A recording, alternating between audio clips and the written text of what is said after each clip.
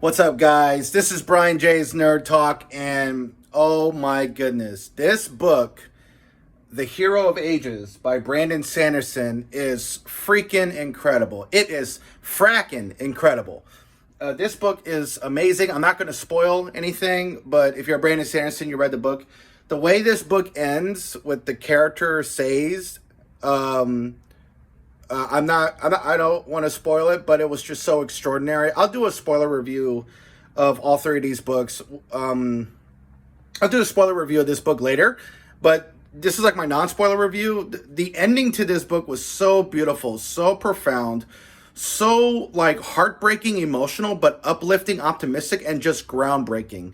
It did not end like a typical good versus evil type of thing. Brandon Sanderson is just a genius. The way he ends it and flips everything on its head and subverted expectations in a way that was brilliant and made sense with the story, where every twist and turn that happens that leads to such an incredible, beautiful conclusion for all the characters involved in this world.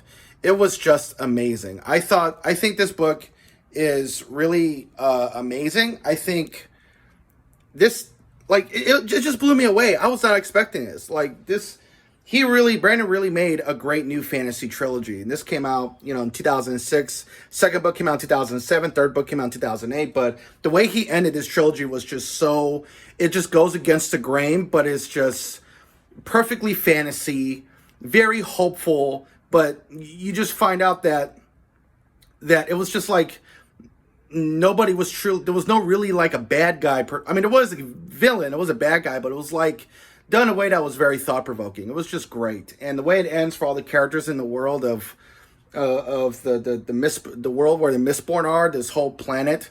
And it was just beautiful. I loved it. And I cannot wait to read the Wax and Wayne books just to see how this evolves and how this progressed. But the way Brandon Sanderson ended it with this book, The Hero of Ages, the first trilogy, just amazing. I don't know how this could be adapted to a movie. These books are so long and so massive that I think it needs to be a TV series with each season being like 10 or 12 episodes long. This is just incredible.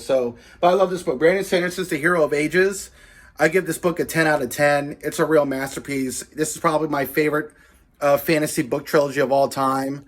But I still need to read Lord of the Rings, which I will sometime next year. I'll read the Lord of the Rings books.